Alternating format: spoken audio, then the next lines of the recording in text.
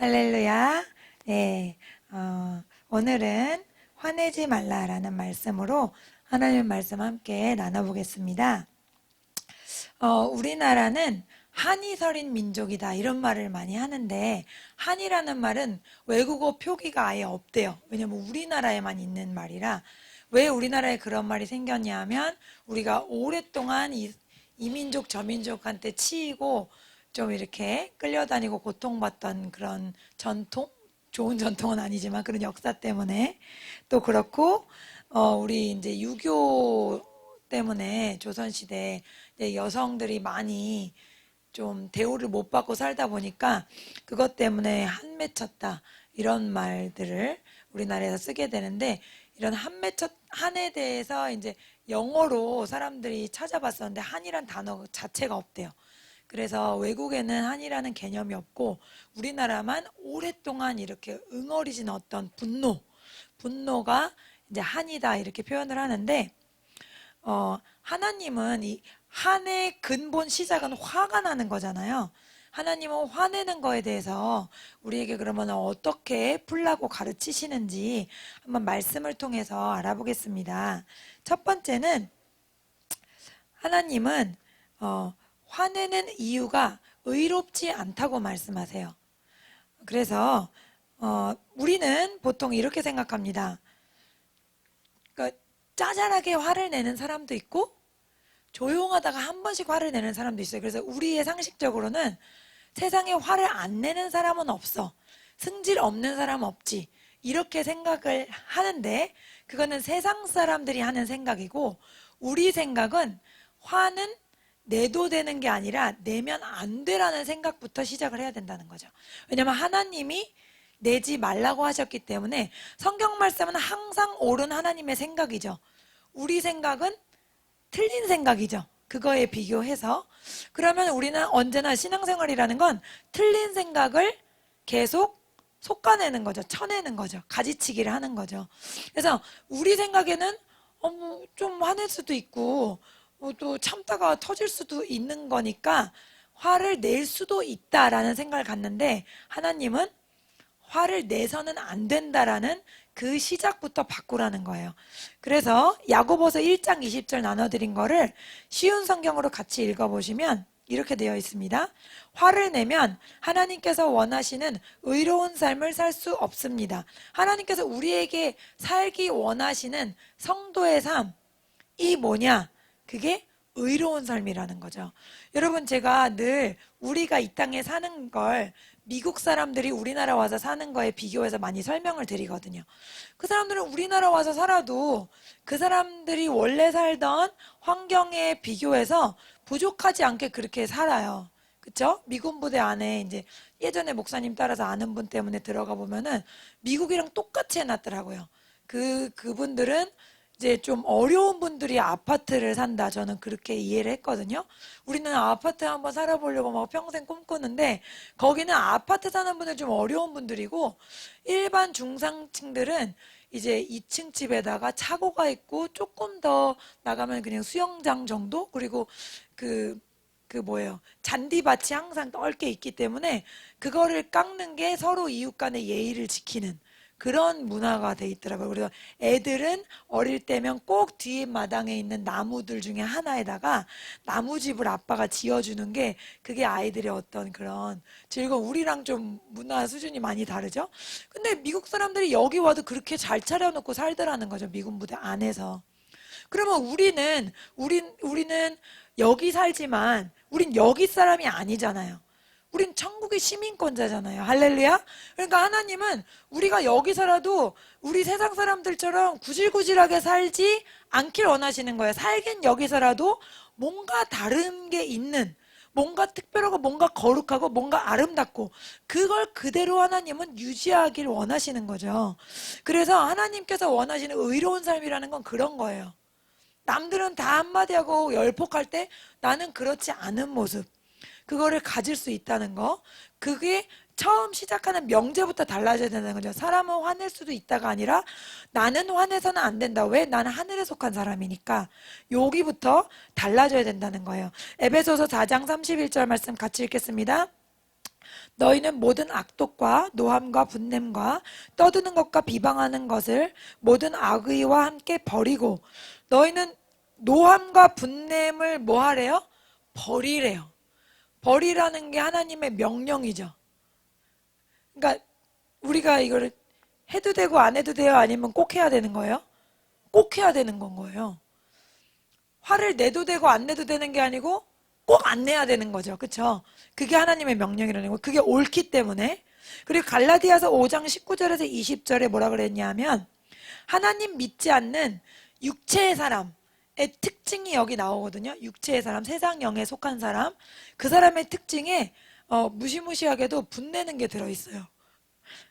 그래서 19절부터 읽어봅니다. 육체 일은 분명하니 곧 음행과 더러운 것과 호색과 우상숭배와 주술과 원수 맺는 것과 분쟁과 시기와 분냄과 당짓는 것과 분열함과 이단과 투기와 술취함과 방탕함과 또 그와 같은 것들이라 전에 너희에게 경계한 것 같이 경계하노니 이런 일을 하는 자들은 하나님의 나라를 유업으로 받지 못할 것이요. 아멘. 이런 일을 하는 자는 어떤 자다? 땅에 속한 자라는 거예요. 땅에 속한 자. 근데 우리가 원래는 땅에 속했었죠. 그러다 거기서 예수님이 꺼집어내셨다는 말이죠. 똥통에 들어갔다고 우리를 빼냈어요. 씻겨놨어요. 그런데 옛날 습관을 자꾸 돌아가게 하는 내 육체가 있단 말이에요. 그렇기 때문에 이런 것들을 보면서 이게 내 옛날 습관이구나. 내 육체가 원하는 거구나. 그러면서 끊어내려는 의지가 필요하다는 거죠. 이게 뭐다? 하나님의 나라를 유업으로 받지 못한다. 무서운 말 아니에요? 계속 이런 것들에 막 젖어서 산다면 예전처럼 믿지 않았을 때처럼 음행과 더러운 거, 호색, 우상숭배, 주술, 원수 맺는 거 이런 것들을 그냥 경계하지 않고 내가 살아간다면 어느새 내 믿음이 점점 어두워져서 어떻게 해요? 하나님의 나라를 받지 못하는 경우에까지 이를 수도 갑자기 이렇게 되는 건 아니죠. 모든 게. 그러나 이런 죄들을 그냥 뭐 그럴 수 있지 이렇게 여기다 보면은 하나 두 개가 내 이 다리 묶고 저 다리 묶다가 완전히 억압하게 되는 경우도 있다는 겁니다. 그렇기 때문에 주님께서는 화를 내지 말고 경계하라고 하신 겁니다. 두 번째로 화를 내지 말아야 되는 이유는 화를 낼 때는 첫 번째로 나는 저 사람보다 옳은 사람이야 라는 교만함이 들어있다는 거죠. 그 마음속 깊은 곳에 화를 낼 때는 내가 저 사람보다 의로워. 그리고 저 사람은 나보다 수준이 낮거나 잘못됐어 라는 생각 때문에 그런 말을 하게 된다는 거죠. 그런데 주님께서는 다른 사람을 나보다 높게 여기라 그랬죠. 빌립보서 2장 3절 읽겠습니다. 아무 일에든지 다툼이나 허영으로 하지 말고 오직 겸손한 마음으로 각각 자기보다 남을 낮게 여기고 남을 더 높게 여기라 그랬는데 내가 화를 낸다는 건 남을 더 수준 낮은 사람으로 보는 거죠. 나는 이렇게 잘하는데 너는 왜 지각을 하니? 나는 이렇게 깔끔한데 너는 왜 이렇게 지저분하니? 그런 게 있잖아요. 그게 다 뭐예요? 말을 듣는 사람에게 하대하는 그런 마음이 들어있는 거죠. 그렇기 때문에 우리가 화를 내는 거는 내 생각엔 내가 정당한 것 같은데 하지만 하나님 보시기엔 정당한 화는 없다는 거예요. 그래서 그 화를 내는 근본 마음 깊은 곳에 들어가 보면 너가 나보다 못하기 때문에 부족하기 때문에 내가 화내는 게 맞아 라고 생각하는데 그 순간 내가 하나님 앞에 범죄함으로 내가 더 혼날 일을 하고 있다는 거 그거를 깨달아야 된다는 거죠. 로마서 2장 1절에서 2절 같이 읽겠습니다. 그러므로 남을 판단하는 사람아 누구를 막론하고 내가 핑계하지 못할 것은 남을 판단하는 것으로 내가 너를 정죄함이니 판단하는 내가 같은 일을 행함이라. 이런 일을 행하는 자에게 하나님의 심판이 진리대로 되는 줄 우리가 아노라. 아멘. 그래서 다른 사람이 나보다 못하다 부족하다라고 판단해서 화가 나는 거기 때문에 우리가 이것을 조심해야 된다는 말씀이죠. 제가 순복음교회 그 기도원에 목사님이랑 우리 자주 갔었잖아요. 코로나 오기 전에. 그때 그 목사님이 하시는 말씀이 우리 여자 성도들이 특히 주의해야 할 거. 여자 성도들은 말이 많기 때문에 말로 스트레스를 풀다가 보면은 꼭 남 얘기를 하게 된다는 거예요. 그래서 이렇게 기도원까지 와가지고 열심히 기도하고 열심히 성령 받고는 나가자마자 A와 B가 시 얘기를 하면서 귀신을 불러들인대요. 그렇게 귀신 나가라고 그러고 축사하고 성령 받게 해달라고 해놓고서는 그 다음 바로 귀신 불러서 잔치한다는 거예요. 그게 바로 다른 사람을 정죄하고 판단하는 일이라는 거죠. 그래서 우리가 사실은 이게 뭐 남의 뭐 주머니를 훔치는 것도 아니고 막 보이는 것도 아니고 누굴 뺨 때리는 것도 아니고 욕하는 것도 아니기 때문에 큰 죄 같지 않게 여겨질 때가 있어요. 근데 우리 이게 여자들의 약점인 것 같아요. 특히 말하는 걸 좋아하기 때문에 괜히 이 얘기 저 얘기 하다 보면 다른 사람에 대한 좋지 않은 얘기를 할 수 있게 된다. 그것도 우리가 조심해야 되는 거라는 거죠. 그 다음에 화를 내는 이유가 불의한 이유. 두 번째는 화를 내면서 내가 상대방을 바꿀 수 있다는 잘못된 신념을 갖고 있다는 거예요. 그러니까 사람은 화를 내가지고 바뀔 수 있다 없다? 없다. 우리말에 어떤 말 있어요? 쟤 바뀌었대. 죽을 때가 됐나? 이런 말까지 하잖아요. 무슨 말이에요? 사람은 그만큼 안 바뀐다는 거거든요. 그러니까 사람이 정말 바뀌려면 누구밖에 없어요? 그걸 만드신 하나님께 애프터 서비스 해달라고 하는 수밖에 없어요. 하나님, 왜 이 사람 이렇게 만드셨습니까? 제발 좀 고쳐주세요. 그래서 하나님이 손대야 고쳐지지, 사람이 아무리 말하고 화낸다고 고쳐지는 것이 아니라는 거죠. 근데 우리가 화를 낼 때 내가 화내면 저 사람이 바뀌겠지, 내가 화내면 저 아이들이 바뀌겠지라고 생각하고 나도 모르게 버럭하게 된다는 거죠. 하지만 우리가 이게 쓸모없는 일이야, 이게 소용없는 일이야, 해도 안 되는 일이야 라는 것을 깨달으면 더 이상 화를 내지 않게 우리가 점점 조정할 수 있게 된다는 겁니다. 그 다음에 세 번째로 화를 내는 이유가 불의한 것은, 만에 하나 상대방이 불의해서 내가 화를 냈다 하더라도 그것 자체도 불의하다는 거예요. 하나님 보시기에는. 하나님은 상대방이 불의하면 너가 화내도 된다 이렇게 말하지 않으시고, 상대방이 불의해도 너는 참아라, 나를 생각하고 참아라. 왜냐하면 나는 공의로운 하나님이니까 내가 너의 모든 원한을 풀어줄 것을 기억하라, 이렇게 말씀하시는 거거든요. 세상 사람들은 다 자기가 얘기하고 싶은 거 다 얘기하고 살죠. 그 자리에서 다 풀죠. 근데 우리는 그게 아니라는 거예요. 우리의 사는 방식은, 아까 다시 처음으로 돌아가서, 미국 사람은 여기서라도 자기 라이프 스타일대로 살잖아요. 우린 여기서라도 천국의 라이프 스타일대로 사는 거예요. 그게 뭐예요? 내가 하고 싶은 말, 내가 화내고 싶을 때 다 화내는 게 아니라 하나님이 시키는 대로 화를 참는다는 거죠. 우리 예전 조상들은 하나님이 없이 그냥 누르기만 했어요. 그래서 그게 응어리가 되고 그게 한이 돼 버렸거든요. 그런데 우리는 방식이 다른 거예요. 그냥 참으라는 게 아니라 하나님께서 내 복수를 해주신다, 내 보복을 해주신다, 내 안갚음을 해주신다는 믿음을 가지고 참으면, 하나님을 생각하고 참으면 거기엔 영광이 있다는 겁니다. 할렐루야. 잠언 24장 19절 말씀 함께 읽겠습니다. 너는 행악자들로 말미암아 분을 품지 말며. 예, 보세요. 너는 행악자에게는 화를 내도 된다 이렇게 말씀하신 게 아니라, 너는 행악자들로 말미암아 분을 품지 마라, 화를 내지 말라. 상대방이 불의했다 하더라도 나는 화내면 안 된다는 거죠. 예, 그래서 우리가 이런 말씀들을 잘 알고 있어야 합니다. 공의로우신 하나님의 심판에 맡겨드려야 돼요. 그렇지 않으면 하나님이 저 대신 해주실 일이 없잖아요. 예. 베드로전서 2장 18절 19절에 하나님께서는 불의한 상전에게도, 좀 옳지 않은 상전들, 별로 따를 수 없는 사람들 있죠? 그런 사람들에게도 하나님을 생각하며 참으라고 하십니다. 읽어보겠습니다. 사환들아, 범사의 두려움으로 주인들에게 순종하되 선하고 관용하는 자들에게만 아니라 또한 까다로운 자들에게도 그리하라. 부당하게 고난을 받아도 하나님을 생각함으로 슬픔을 참으면 이는 아름다우나. 아멘. 쉬운 성경으로 다시 한번 읽겠습니다. 하인들이여, 주인을 존경하고 그 권위에 복종하십시오. 선하고 친절한 주인에게만 아니라 악하고 나쁜 주인에게도 복종하십시오. 아무런 잘못이 없는데도 억울하게 벌을 받을 수 있습니다. 그때 하나님을 생각하고 말없이 참는다면 하나님은 그런 그를 기뻐하실 것입니다. 아멘. 예, 그래서 하나님은 명확하게 주인을 존경하고 나보다 위에 있는 사람을 존경하고 권위에 복종하라고 하십니다. 선하고 친절한 주인뿐 아니라 악하고 나쁜 주인에게도. 여러분 사회생활 하다 보면 선하고 착한 상관이 많아요? 악하고 나쁜 상관이 많아요? 악하고 나쁜 상관이 훨씬 많죠. 또 부모들도 선하고 착한 사람보다는 악한 사람들이 더 많아요. 사실은 왜냐하면 세상이 마귀 거기 때문이에요. 그래서 우리가 예수님께서 우리를 건져내지 않으면 이 세상에서 건져내셨다 그러잖아요. 건져내지 않으면 다 그냥 그 퍼세식 똥통 안에 들어있는 거예요. 그러니까 그 사람들은 어떻게 자기가 의지를 가지고 변화되려고 하지 않는다면 그냥 세상 영이 주는 악한 생각에 휘말릴 수밖에 없는 거죠. 어, 제가 아까 잠깐 어떤 되게 슬픈 이야기를 들었거든요. 유튜브에서.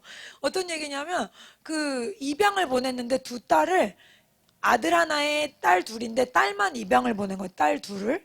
근데 그 딸들을 입양을 보냈는데 딸들이 아빠가 날 버릴 리가 없다라는 생각 때문에 이제까지 누가 우리를 납치했다고 생각한 거예요. 이제까지 서른이 넘을 때까지. 근데 아빠가 그 아이들을 찾아서 내가 생활 환경이 너무 어려워서 아들만 키우고 너희들은 보냈었다. 너희들이 그렇게 힘든 환경에 있었던 걸 좀 이해하고 용서해 주길 바랐는데 거기서 애들이 완전 맛이 갔어요. 그러니까 아빠가 나를 버릴 리가 없어. 그러니까 분명 누가 나쁜 사람들이 우리를 납치해 간 거야라고 생각했을 때는 아빠에 대한 기대감이 있었던 거죠. 근데 아빠가 고의적으로 나를 보냈다고 생각하니까 애들이 감당이 안 되는 거예요. 그래가지고 참 잘못된 케이스인데 이렇게 미국 사람한테 갔는데 잘못된 케이스로 만나서 성추행 이런 걸 계속 당하다가 탈출을 했대요, 둘이. 그리고 나서 나중에는 이제 여기저기 전전긍긍하다가 미국에서 노숙자가 됐다 그러더라고요. 근데도 그 아빠의 손길을 전혀 가까이 가서 이 방송 관계자들이 막 아버지가 찾고 있다 그러니까 누가 아버지냐고 화를 내고 막 한국이 날 버렸다고 우리를 버렸다고 다시는 찾아오지 말고 막 화를 내더라고요. 근데 그렇게 화를 내게 된 게 아빠가 버렸다는 걸 알게 되고 나서. 그러니까 이렇게 부모라 하더라도 너무 무리하잖아요. 왜 아들은 키우고 딸 둘을 다 버리냐. 너무 슬프잖아요. 굶어도 같이 굶어요. 사정이 있었겠지만 굶어도 같이 굶고 콩 한 쪽이라도 나눠 먹었으니 너무 속상하잖아요. 그런데 부모도 이런데 하물며 이 세상 내가 사회생활 하다가 만나는 사람들이 얼마나 더 좋을 수 있겠어요. 안 그래요? 그러니까 여러분이 만나는 직장 상사나 윗사람들이 좋을 거라는 생각을 사실 안 하고 나가시는 게 좋죠. 예. 근데 어쨌든 하나님은 그런 분들이라 하더라도 하나님을 생각하면서 참고 순종하면 하나님이 반드시 영광에 이르게 하신다는 거예요. 가장 쉬운 예가 누구예요? 다윗이었잖아요. 다윗 위에 사울이 어딜 봐서 존경할 게 있어요. 늘 자기 왕 노릇은 하나도 안 하고 자기만 죽이러 다니는데 존경할 게 뭐가 있어요. 그런데도 불구하고 다윗은 그 권위를 함부로 하지 않았잖아요. 죽일 기회가 있었는데도 죽지 않고. 그래서 하나님은 그런 다윗을 보고 계셨던 거예요. 그러니까 우리가 항상 배워야 되는 건 우리는 내가 오늘 이렇게 참았어. 그럼 하나님이 내일 나에게 기름 부어 주셔야 되는데 내일 나에게 상 베푸셔야 되는데 그건 아니에요, 사실. 다윗이 오래 기다렸듯이 우리가 이 사람한테 참고 저 사람한테 참고 누굴 생각하며 하나님을 생각하면 그건 우리에게 한이 되지 않는 거예요. 그런데 우리가 하나님 생각 없이 내가 그냥 먹고 살기 위해 참으면 더럽죠. 그건 못할 일이고 하나님을 생각하며 참으면 하나님이 나에게 영광을 베푸신다는 것입니다. 할렐루야. 가족 안에 있는 권위도 하나님이 세우신 거기 때문에 우리 한국의 유독이 이제 시어머니나 시아버지의 권위에 순종하기 어려운 그런 상황들이 있지만은 또 과거에도 많았지만은 그런 권위라 하더라도 주님이 주신 그 자리에서 그냥 하나님이 나에게 허락하신 상황이기 때문에 거기에 순종한다면 하나님은 영광을 베푸신다는 거죠. 그 목사님, 여자 목사님 누구시죠? 그 피아노 전공하셨는데 집사님, 에? 김양정 목사님 맨날 이른가 봐. 김양정 목사님이 서울대학교 음대를 나오셨대요. 그 어려운 가정 환경 가운데도 제가 되게 감동이 됐던 게 5대째 신앙생활 하시는 분인데 5대가 될 때까지 별다른 축복이 없었대요. 축복이라고 말할 축복이 없었대.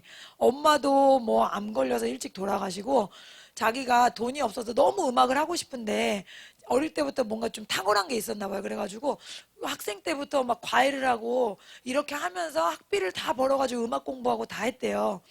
그렇기 때문에 근데 이제 제가 놀랬던 건 5대째 아무 축복이 없었던 것처럼 보였는데 자기가 5대째라는 거죠. 근데 자기가 그 여성 목회자로서 정말 손안에 꼽잖아요. 대한민국에서 굉장히 대단한 목회 하시는데 5대째 되니까 이런 열매도 있더라 하는 그런 말씀을 하시는 거에 은혜가 됐고, 또 그분이 어떤 얘기 하셨냐면 그렇게 피아노 전공한 며느리를 들여다가 그 굉장히 가문이 대단한 집에 시집 가셨다는 거예요. 그래서 그 시어머니는 굉장히 권위를 주장하시면서 걸레를 4가지 주고 그 걸레로 하루 종일 걸레질을 하라 그랬대요. 피아노 한 사람한테. 피아노 한 사람들은 손이 되게 중요하잖아요. 근데 그 사람한테 4가지를, 자기는 태어나서 4가지 종류의 걸레가 있는 줄 처음 알았다, 그런 고백하시더라고요. 그런데 그럼에도 불구하고 그분이 그 권위에 순종하고 걸레질을 했을 때 하나님께서 그분을 그렇게 귀한 여성 사역자로 사용을 하시잖아요. 그렇기 때문에 우리가 그런 위에 있는 권세들이 하나님께로부터 왔다는 것을 알아야 된다는 거죠. 자기가 그렇게 힘든 생활하기 전에는 나만한 사람이 없다 생각했대요.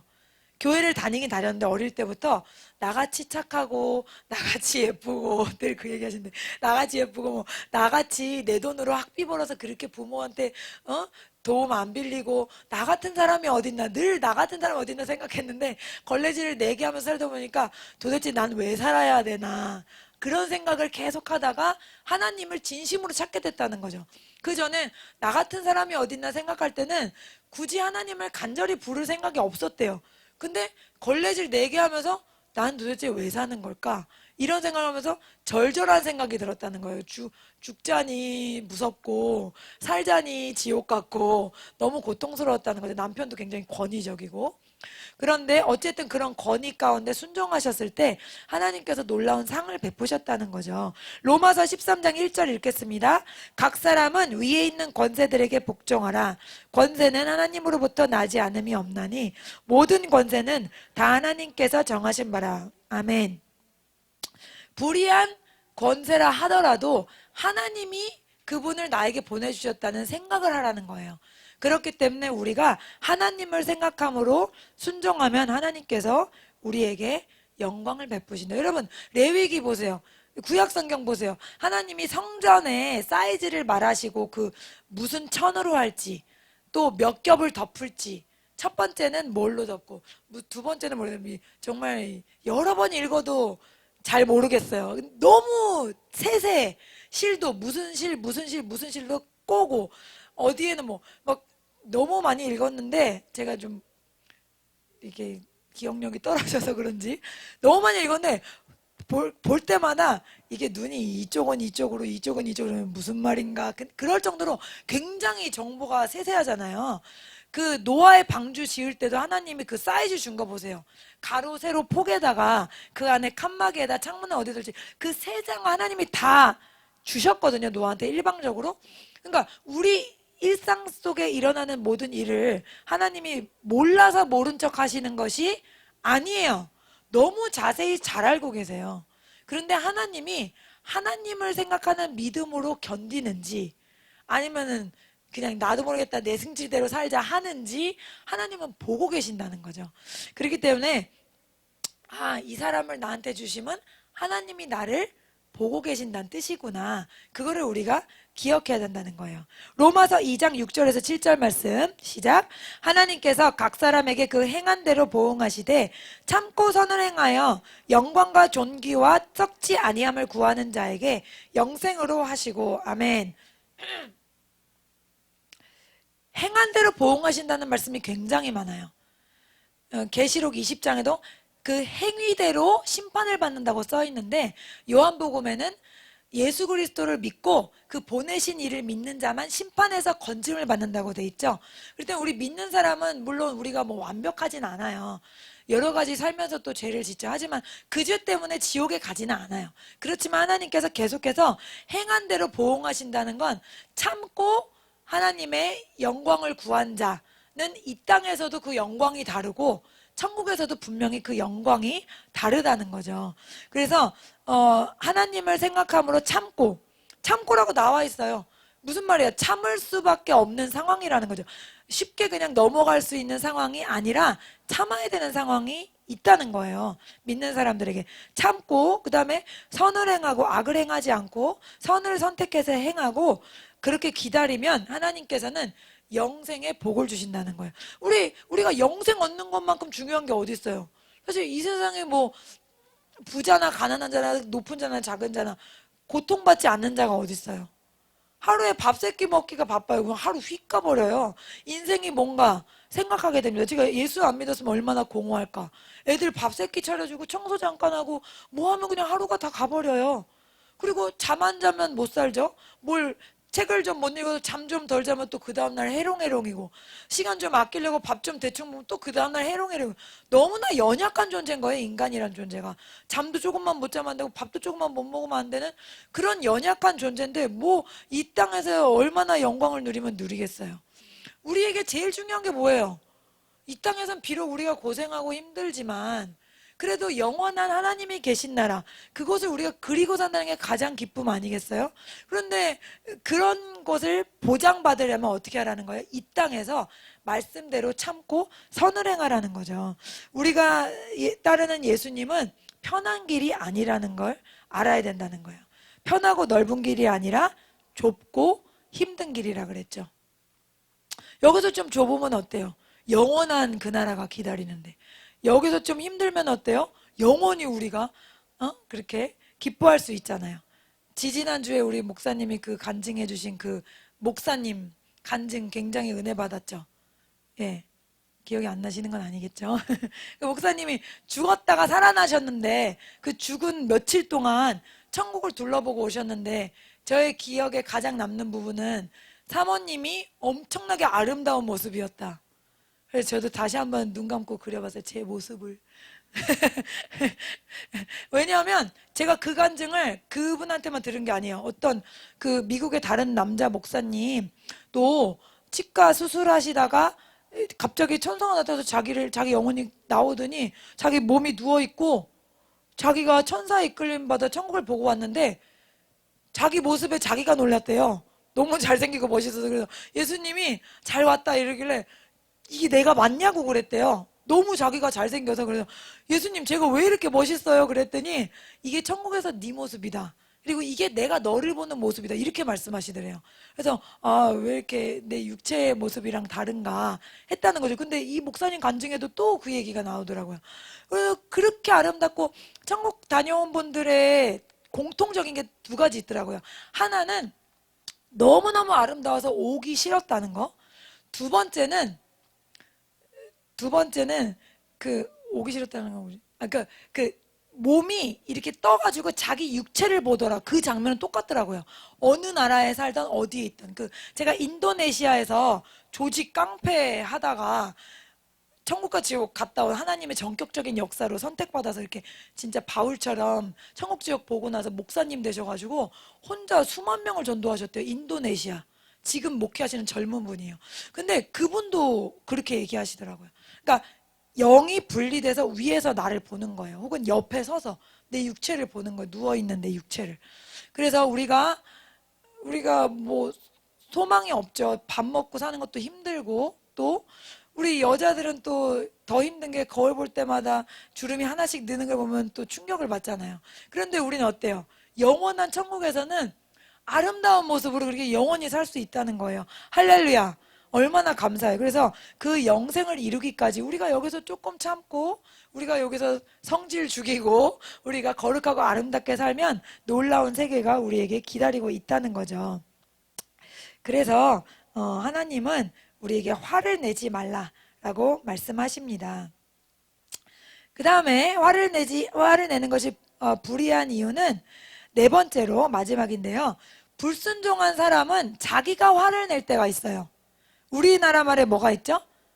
방귀 낀 놈이 큰 치 한다, 뭐 못 산 놈이 큰 치 한다 이런 말이 있잖아요. 그것처럼 실제로 사람 속 안에 그런 특징이 있어요. 애들도 자기가 잘못했는데 자기가 먼저 울어버리죠.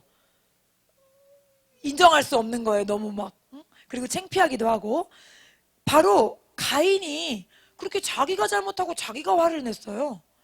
창세기 4장 5절 같이 읽어보겠습니다. 가인과 그의 재물은 받지 아니하신지라 가인이 몹시 분하여 안색이 변하니. 지금 자기가 잘못했잖아요. 자기가 화낼 입장이 아니죠. 근데 자기가 화가 났거든요. 근데 하나님은 이 가인에게도 사랑을 베푸셔서 죄가 네 문 앞에 엎드려 있으니까 네가 죄를 지배해라. 안 그러면 죄가 너를 삼킬 거다. 이렇게 말씀하셨는데도 가인은 그냥 죄에 져버렸죠. 근데 여기서 중요한 건 자기가 잘못했는데 화낼 사람이 자기가 아닌데 지금 화가 났다는 거죠. 그러니까 또 우리도 뭔가 내가 하나님 앞에 불의한 게 있는데 내가 화가 났을 수가 있어요. 나도 모르게. 그래서 화를 내는 이유는 정당한 것이 없다. 하나님은 어떤 이유도 화를 내는 것이 의롭다고 하지 않으신다라는 것을 우리가 알아야 됩니다. 그리고 화는 또 다른 죄의 촉발제가 될 수 있다는 것을 우리가 알아야 돼요. 화를 하나님이 왜 내지 말라 그러시냐면 화를 내도 해가 지기 전에 풀라고 하셨잖아요. 분을 내도 해가 지기 전에 내리라 그러셨잖아요. 아침 9시에 화가 났어요. 그럼 6시까지 하루 종일 풀 수 있어요. 그런데 만약에 5시 55분에 화가 났으면 5분 동안 빨리 풀어야 돼요. 안 그러면 명령을 어기는 게 돼요. 우리가 하루 안에 그거를 내리라는 거예요. 왜냐하면 제가 생각해 본 이유는 화를 해가 지도록 품고 있잖아요. 그러면 일단 잠을 못 자요. 사람이 그렇죠. 막 누구 때문에 막 열이 났어. 그러면 잠이 안 와. 그리고 막 뒤척여. 막 스트레스 1000%. 그러면 어때요? 그 다음 날도 망치고 내 삶을, 내 영적인 건강을 막 망가뜨리잖아요. 그러니까 하나님은 화를 내도 돼. 그러나 해지기 전에는 불을 끄라는 거죠. 화의 불을. 그래서 하나님은 화를 끄라고 하셨어요. 그러니까 화가 안 날 수는 없죠.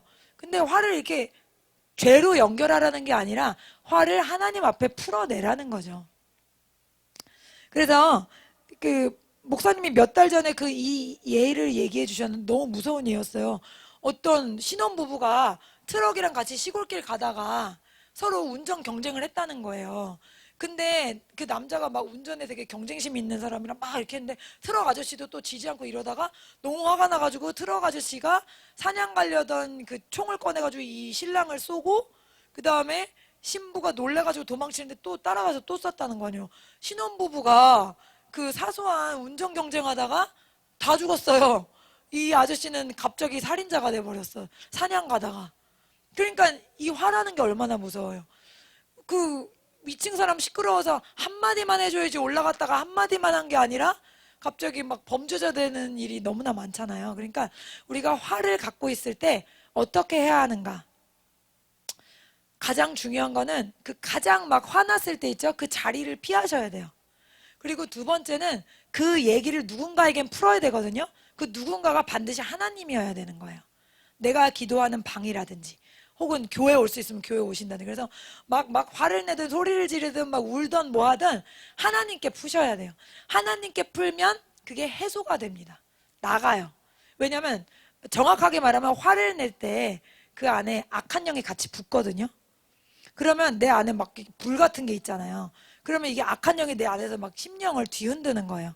근데 하나님께 말하고 막 토해낸다 그래요. 토해낸다고? 토해내면 악한 영이 나가는 거예요. 그럼 내 마음에 다시 평안이 찾아옵니다. 근데 그거를 풀어내지 않죠. 그러면 내 안에 악한 영과 같이 사는 거예요. 그렇기 때문에 우리가 그거를 빨리 빼내야 되는 거죠.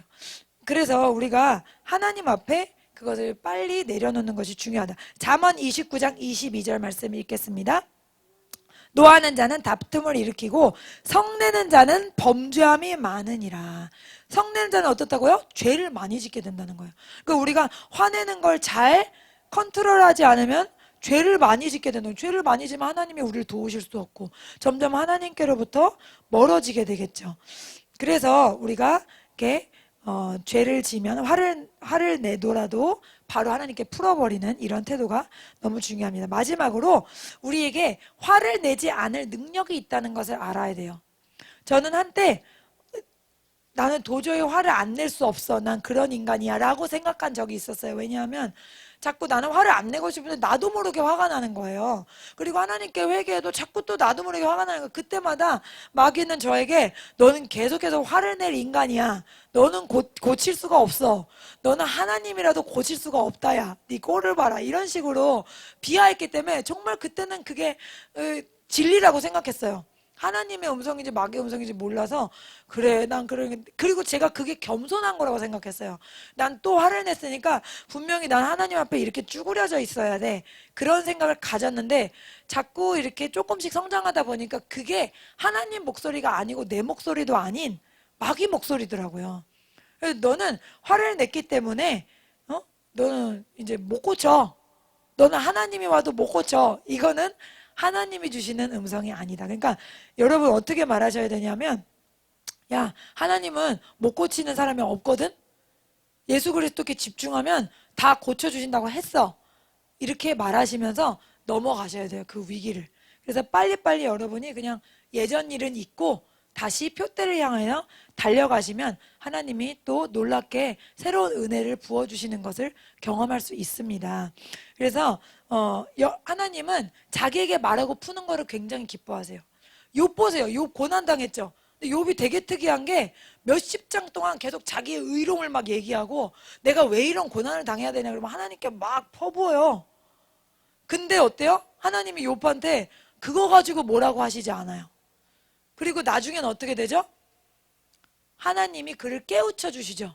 내가 천지 만물을 만들 때 너는 어디에 있었니? 너는 아무리 노력해도 나를 이해할 수 없는 존재야. 그러면서 욥을 겸손하게 하시고 그 다음에 놀라운 복을 부어주셨죠. 근데 하나님 내가 왜 이런 일 당해야 돼요? 하나님 정말 너무한 거 아니야? 막 이렇게 말할 때 네가 감히 뭔데 나한테 그렇게 얘기하냐 이렇게 말하지 않으셨어요. 그 입 다물라 이러지 않으셨어요. 그거를 얘기하는 하나님은 기뻐하셨거든요. 하나님은 뭐라고 하세요? 이사야 1장 18절 읽어봅니다. 여호와께서 말씀하시되 오라 우리가 서로 변론하자 이렇게 말씀하셨거든요. 변론하자는요, 와서 같이 우리 한번 얘기해보자 이거예요. 힘든 일 있을 때라도 화가 났을 때라도 그래 와서 같이 얘기하자 얘들아. 그러면 너의 마음이 가벼워질 거야 이거예요. 그러니까 우리가 힘들고 어려워도 하나님께 와서 따지고 하나님께 와서 화내고 하나님께 와서 울부짖는 건 괜찮아요. 그러니까 하나님이 내가 이렇게 해도 될까? 그렇게 생각하실 필요 없다는 겁니다. 말씀 정리합니다. 오늘은 화내지 말라라는 말씀으로 함께 말씀 나눴습니다. 세상에서는 착한 사람도 화내고 또 가끔 화내는 사람도 화내기 때문에 사람이 살다 보면 화를 낼 수 있지 이렇게 생각하고 살지만 우리는 화를 내지 말아야 돼 라는 기준이 달라야 된다는 거죠. 세상 사람은 화를 낼 수 있지 이 생각을 갖고 있으면 우리가 영원히 화를 끊지 못해요. 그러나 하나님은 화를 내서는 안 돼 라는 명제부터 시작하라고 하십니다. 화를 내지 말아야 되는 이유는 네 가지. 첫째는 내가 저 사람보다 옳다고 하는 교만함이 들어있기 때문이고, 내가 화내면서 저 사람이 바뀔 거라는 잘못된 판단을 하기 때문이고, 세 번째는 상대방이 불의하다 하더라도 하나님이 그것을 하나님께 맡기라고 하셨기 때문이에요. 그리고 하나님께서 주신 권위자에게 순종하라고 하셨어요. 불의한 자를 하더라도. 그렇기 때문에 화를 내서는 안 되고요. 또 마지막으로는 불순종해서 내가 스스로 화가 났을 수도 있기 때문이라는 거죠. 그래서 화를 내는 네 가지 이유가 다 정의롭지 않고 공의롭지 않기 때문에 하나님이 인정하실 수 없다는 거예요. 그리고 화는 다른 죄를 짓게 하는 촉발제가 되기 때문에 우리가 조심해야 되고, 그리고 마지막으로 우리는 화를 안 낼 수 있는 능력이 이미 예수 그리스도 안에 들어있습니다. 할렐루야. 예수님을 믿는 그 순간에 주님의 거룩한 패키지가 우리 안에 다 들어있는 거예요. 우리가 죄를 지을 때 죄의 패키지가 다 들어왔죠. 한꺼번에. 두려움, 걱정, 근심, 비교의식, 열등감, 이게 한꺼번에 다 들어왔어요. 근데 예수 그리스도가 들어오실 때도 한꺼번에 주님의 거룩한 능력이 들어온 거예요. 이 안에 씨앗으로 다 있습니다. 우리가 할 일은 그것을 믿고 존중하고 길러내는 거예요. 할렐루야. 그래서 여러분이 예수 그리스도처럼, 주님이 어떻게 하셨어요? 뺨을 맞아도 화를 내지 않으셨죠.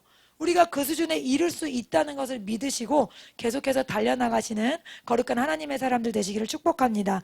기도하겠습니다. 살아계신 하나님 아버지, 오늘 화를 내지 말라라는 말씀을 가지고 함께 하나님의 말씀 나눴습니다.